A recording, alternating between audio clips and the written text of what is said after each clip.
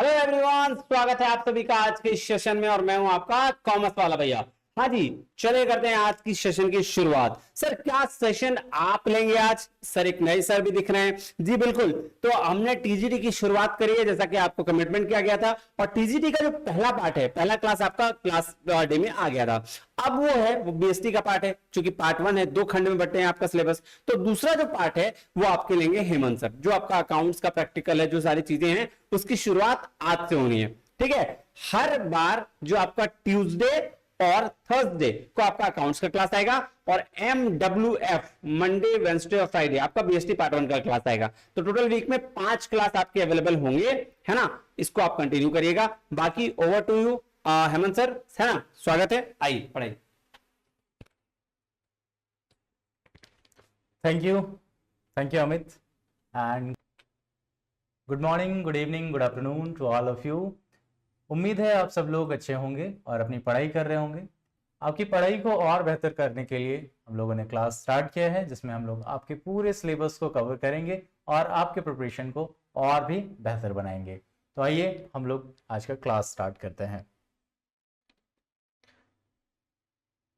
Class start करने से पहले एक छोटा सा इंफॉर्मेशन ये है कि अगर आप लोगों को किसी भी तरह की क्वेरी हो या फिर क्वेरी होने वाली हो, तो आप अपने क्वेरी को दिए गए इस नंबर पे कर सकते हैं, जिसमें आप लोगों की हर क्वेरी की सॉल्यूशन की जाएगी।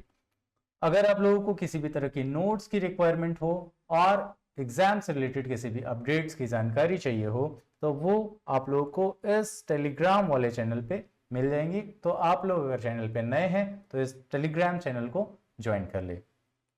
इसके अलावा गूगल प्ले स्टोर पे हमारा एप्लीकेशन भी है, नेट वाला भैया एप्लीकेशन के नाम पे, जो आप लोग इजीली फाइंड कर सकते हैं और खुद को एनरोल कर सकते हैं अलग अलग कोर्सेज के लिए, जहां पर आप लोगों को पूरी तरीके से सारी डिटेल के साथ क्लास प्रोवाइड की जाती है। ज्यादा देर नहीं करते हुए हम लोग आज का क्लास स्टार्ट करते हैं। और जैसा कि आप लोगों को पता है कि जो हमारा सिलेबस है वो 2 पार्ट में डिवाइडेड है। पहला जो पार्ट है वो है थ्योरेटिकल पार्ट, जिसको आपके अमित सर ले रहे हैं, और इसका जो दूसरा पार्ट है वो है न्यूमेरिकल पार्ट, जो कि मैं लेने वाला हूं। तो आइए आज का क्लास हम लोग स्टार्ट करते हैं। आज का क्लास हम लोग स्टार्ट करेंगे हमारे पहले टॉपिक से, जो कि है book keeping, definition, objective, benefits वगैरह। ठीक है, दैट मीन्स कि हम लोग आज का क्लास स्टार्ट करेंगे अकाउंटिंग के बेसिक इंफॉर्मेशन के साथ। ठीक है, तो अकाउंटिंग के बेसिक इंफॉर्मेशन को जानने और बेहतर तरीके से समझने और उसको अपने एग्जाम के पॉइंट ऑफ व्यू से एनालाइज करने और उसको अप्लाई करने के लिए हम लोग कुछ एग्जाम्पल्स का सहारा लेंगे, जिससे हम लोग अपने अंडरस्टैंडिंग को और क्लियर कर सकते हैं और उसको को रिलेट करते हुए बाकी की चीजों को समझ सकते हैं। तो हम लोग टॉपिक को स्टार्ट करने से पहले एक एग्जाम्पल पे आते हैं। हम लोग उस एग्जाम्पल को पहले समझते हैं और फिर हम लोग इसको डील करेंगे। तो हम लोग कॉमर्स का शुरुआत करते हैं कॉमर्स के एंशिएंट टाइम से। ठीक है, ancient time of commerce. Ancient time of commerce में क्या होता था? एंशिएंट टाइम ऑफ कॉमर्स में बार्टर सिस्टम के थ्रू सारा एक्सचेंज होता था।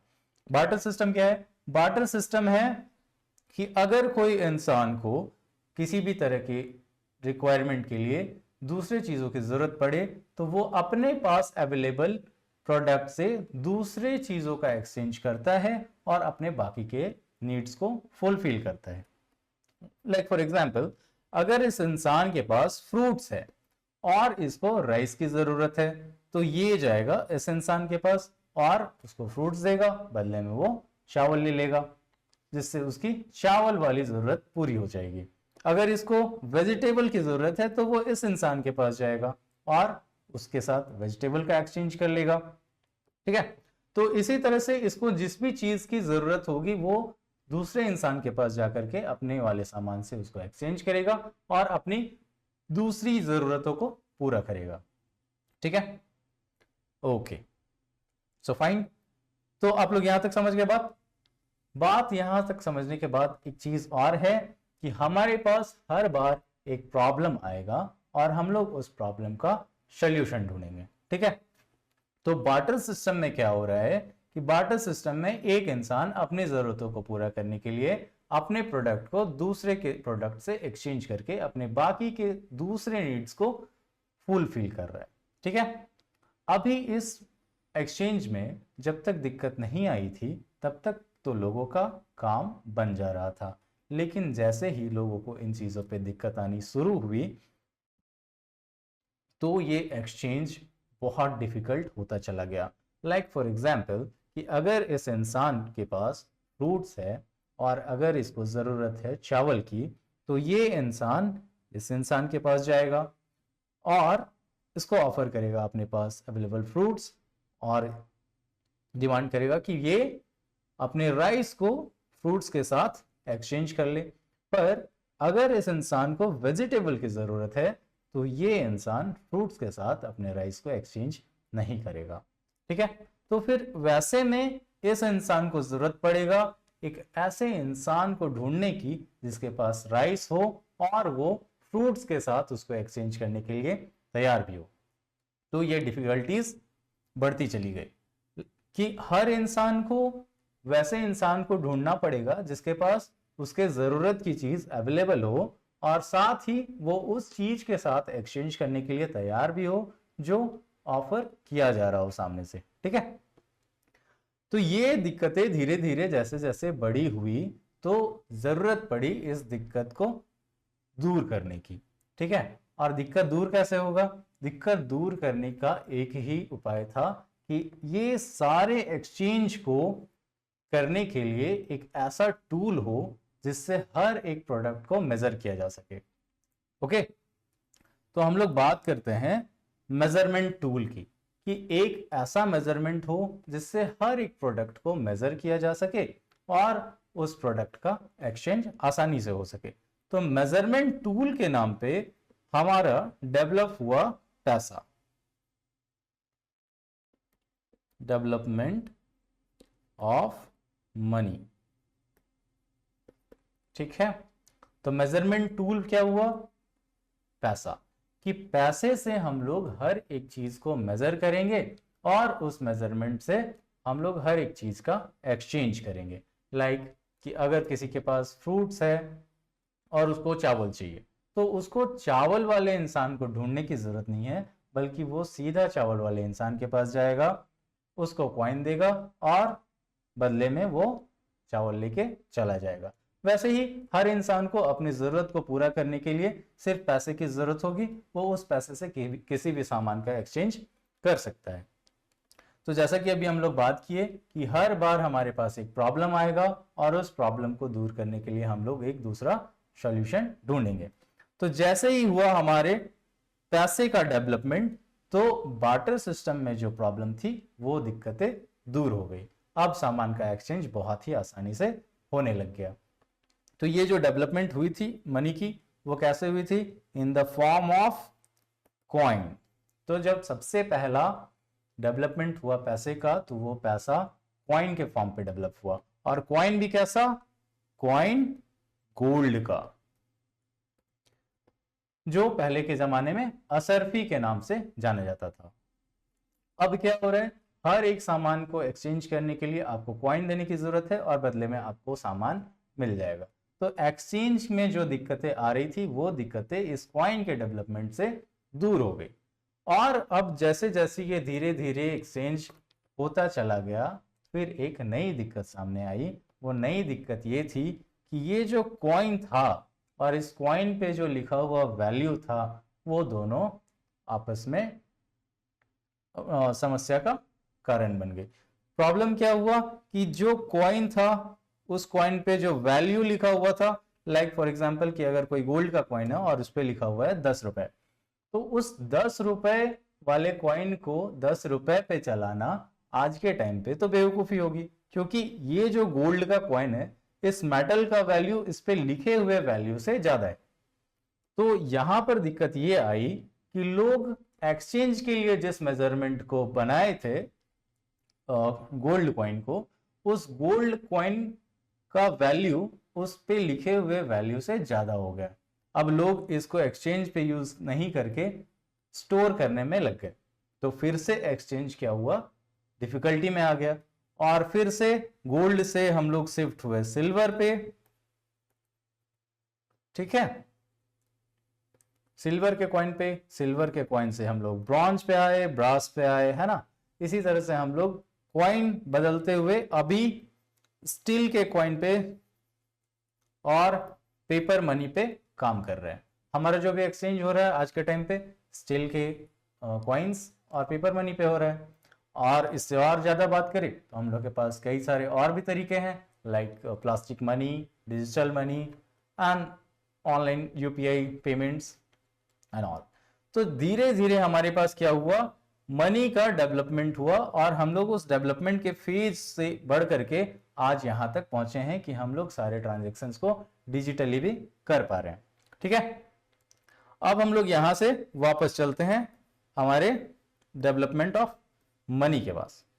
तो जैसे ही डेवलपमेंट ऑफ मनी हुआ, पैसे का डेवलपमेंट हुआ, तो इस पैसे के डेवलपमेंट के साथ हमारा डेवलपमेंट हुआ इकोनॉमिक्स का, ठीक है। Development of money is also the development of economics.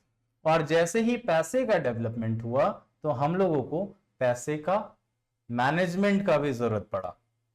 तो हम लोग बात करते हैं मैनेजमेंट ऑफ मनी की, मैनेजमेंट ऑफ मनी, ठीक है। तो जैसे ही पैसे का डेवलपमेंट हुआ तो हम लोग को जरूरत पड़ा उसके मैनेजमेंट का भी, कि जो हमारे पास पैसा है उस पैसे का हिसाब कैसे रखें, कितना कॉइन हमारे पास है, कितना और पैसा आने वाला है, कितना जाने वाला है, कहाँ कहाँ जाने वाला है, कहाँ कहाँ से आने वाला है, सारा कुछ। तो ये जो मैनेजमेंट ऑफ मनी है यही हुआ development of commerce, development of commerce, ठीक है। यहां तक बात समझ में आ गई। तो सबसे पहले क्या हुआ, वापस से थोड़ा रिवीजन कर लेते हैं। बार्टर सिस्टम पे थे, बार्टर सिस्टम पे हम लोगों को जरूरत पड़ी एक्सचेंज करने की, एक्सचेंज करने पे हम लोग को डिफिकल्टी आई, डिफिकल्टी को दूर करने के लिए हम लोग एक मेजरमेंट टूल को ढूंढे। मेजरमेंट का टूल क्या था, डेवलपमेंट ऑफ मनी। मनी किस फॉर्म में डेवलप हुआ कॉइन के फॉर्म पे। सबसे पहला कॉइन था जो गोल्ड का कॉइन था, सिल्वर का कॉइन आया, फिर डिफिकल्टी जैसे जैसे बढ़ती गई हम लोग उस कॉइन को चेंज करते गए, ब्रॉन्ज पे आए, ब्रास पे आए, और अभी हम लोग स्टिल पेपर, प्लास्टिक मनी और डिजिटल करेंसीज पे काम कर रहे हैं। और जैसे ही पैसे का डेवलपमेंट हुआ उसके साथ साथ पैसे के मैनेजमेंट का भी जरूरत पड़ा, और वो पैसे का मैनेजमेंट कहलाया डेवलपमेंट ऑफ कॉमर्स, ठीक है। यहां तक बात क्लियर। तो चलिए अब हम लोग वापस आते हैं हमारे क्लास पे।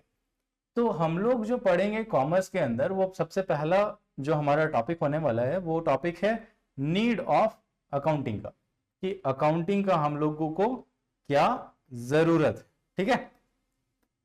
ठीक है, तो हम लोग पढ़ते हैं। All businessmen want to know that what profit has been earned or loss has been occurred in business. What is amount of capital at the end of the year. तो अकाउंटिंग की क्या जरूरत है? जरूरत है कि हमें हमारे बिजनेस में होने वाले हर एक चीज को जानने के लिए कि कितना प्रॉफिट हुआ, कितना लॉस हुआ, कहाँ कहाँ से पैसे आ रहे थे, कहाँ कहाँ हम लोगों ने पेमेंट किए हैं, और at the end of the year हमारा कैपिटल कितने पे आकर के खड़ा है, ठीक है। उससे हम लोग डिसाइड करेंगे कि बिजनेस ग्रोथ पे जा रहा है या फिर अपने जगह पे ही है या उससे नीचे आ गया है, ठीक है। And what they own to others and what they are to take, accounting is needed for obtaining this information. और इन्हीं सारे इंफॉर्मेशन को जानने के लिए हम लोगों को जरूरत पड़ती है अकाउंटिंग की, ठीक है। नीड ऑफ अकाउंटिंग हम लोगों को यही सारा चीज बतलाता है कि हम लोगों को बिजनेस में क्या क्या चीज हो रहा है उन सब के बारे में इंफॉर्मेशन प्रोवाइड करता है। इसके आगे बढ़ते हैं हम लोग, इवोल्यूशन ऑफ अकाउंटिंग, ठीक है।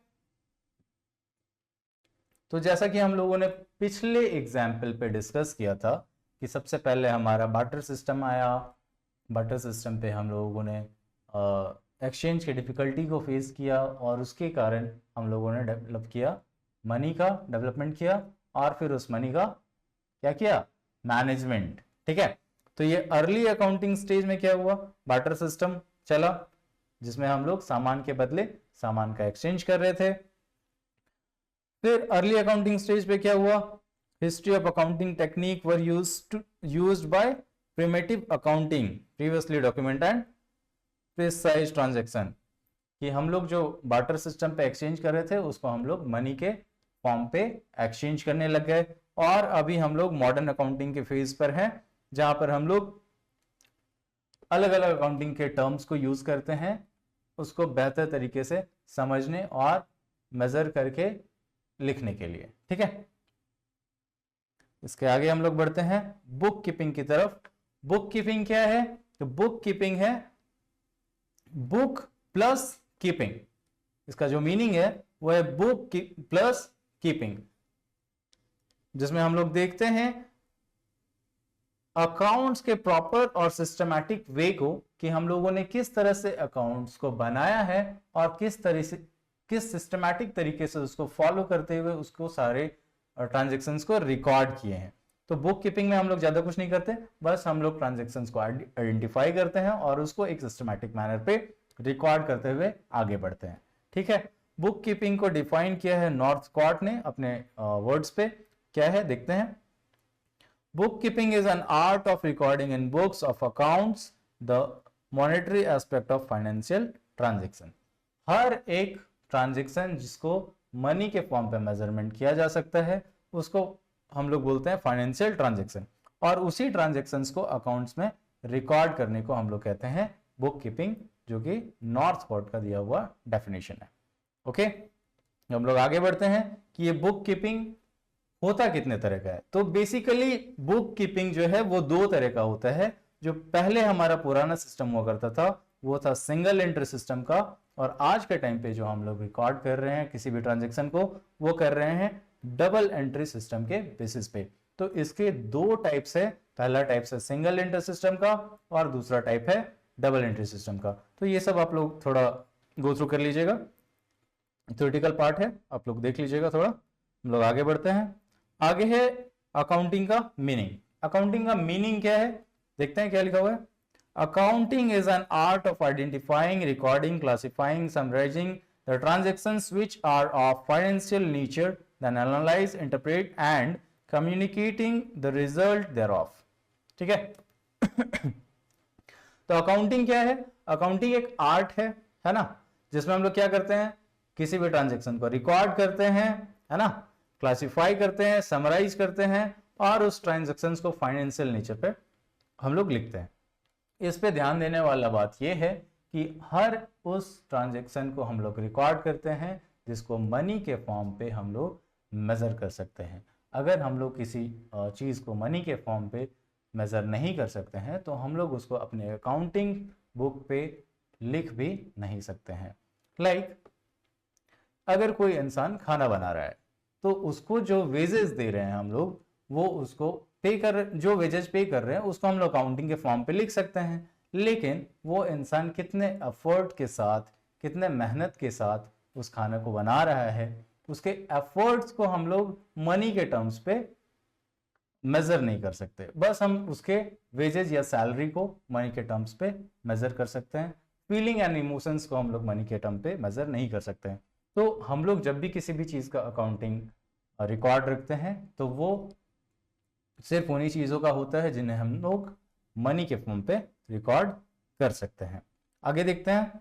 हम लोगों ने अकाउंटिंग और बुक कीपिंग को दोनों को अलग अलग डिस्कस कर लिया है अपने प्रीवियस स्लाइड्स पे। तो हम लोग देखते हैं कि अकाउंटिंग और बुक कीपिंग में बेसिकली डिफरेंस किस बात का है। ठीक है, दोनों दो अलग अलग चीजें हैं या फिर दोनों एक ही चीज है। आगे हम लोग देखते हैं।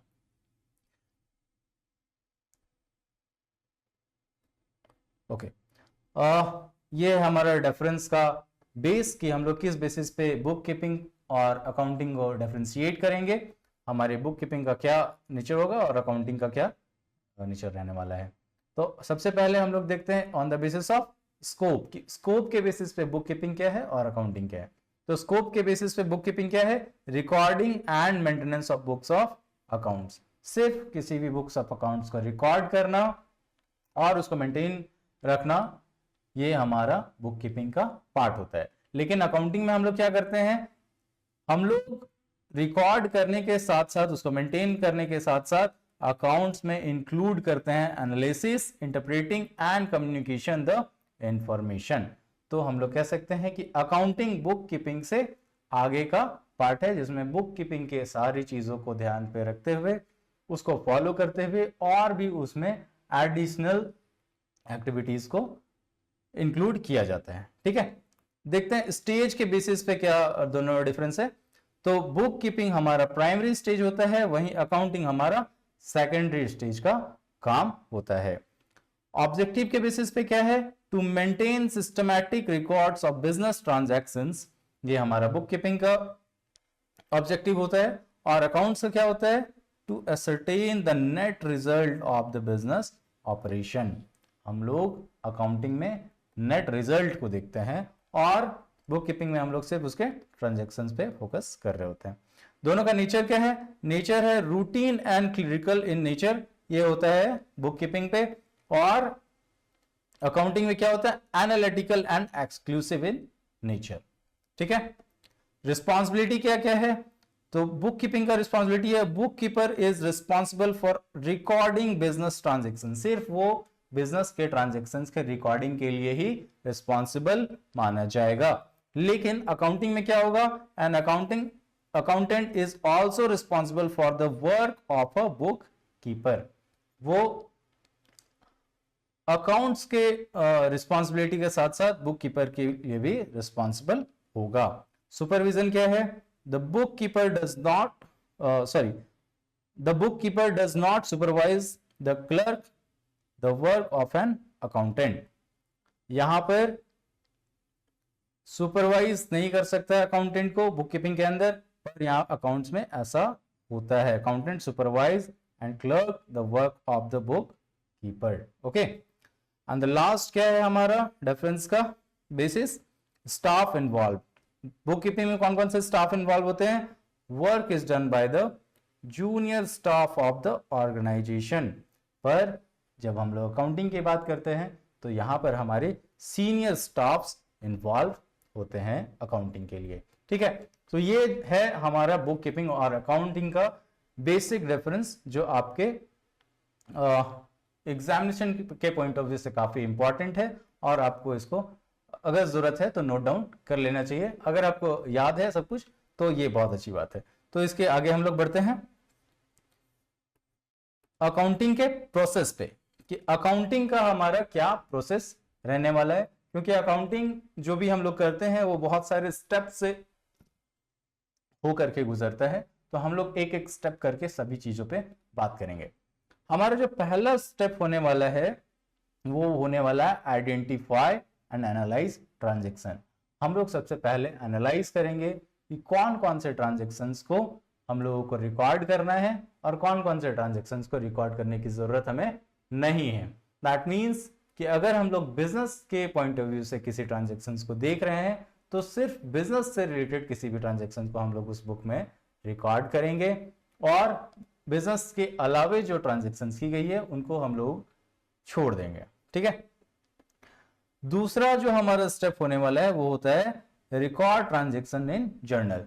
जिन ट्रांजैक्शंस को हम लोग आइडेंटिफाई कर चुके हैं उन ट्रांजैक्शंस को जर्नल के फॉर्म पे, जर्नल बुक पे रिकॉर्ड करने का जरूरत होता है।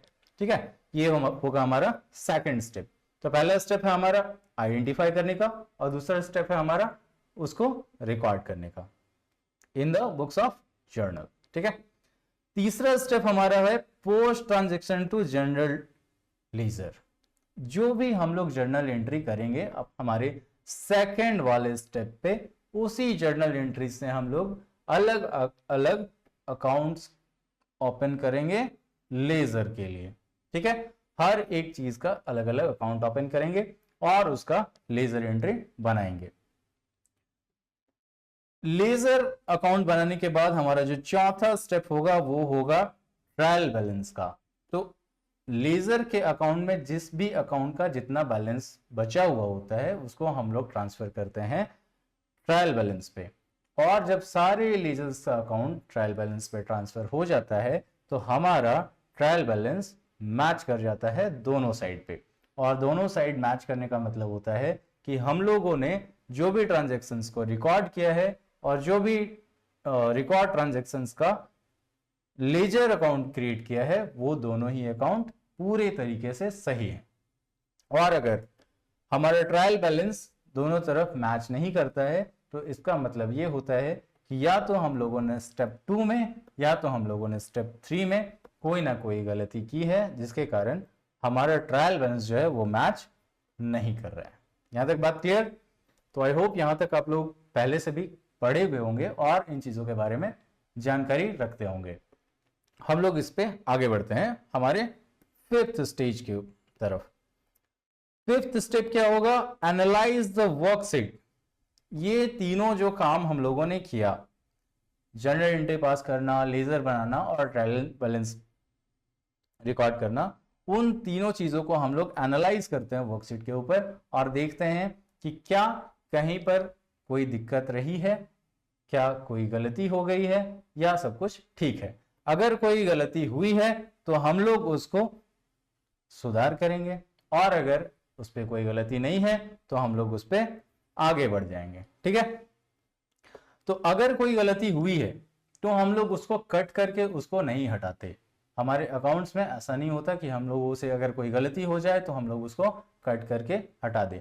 हम लोग उसके लिए रिवर्स एंट्री पास करके उसको कैंसिल आउट करते हैं। तो अगर हम लोग को एनालाइज के टाइम पे कोई ऐसा चीज दिख जाए जो गलत एंट्री हो गया हो तो हम लोग अपने 6th स्टेप पे उसका रिवर्स एंट्री करके उसको कैंसिल आउट कर देते हैं। ठीक है? जब रिवर्स एंट्री करके कैंसिल आउट हो जाता है उसके बाद हम लोग क्रिएट करते हैं फाइनेंशियल स्टेटमेंट।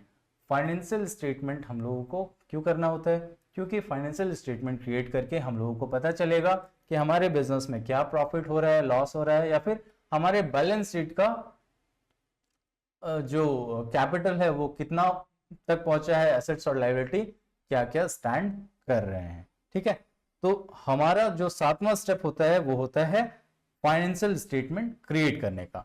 और उसके बाद जो हमारा लास्ट स्टेप जो होता है वो होता है अकाउंट्स को क्लोज करने का। Close the book at the end of the year. और हम लोग सारी चीजों को बंद करते हैं और at the end of the year हम लोग को पता होता है, चलता है हमारे अकाउंटिंग स्टेटमेंट के थ्रू कि हमारा business at the end of the year कहां पर स्टैंड कर रहा है।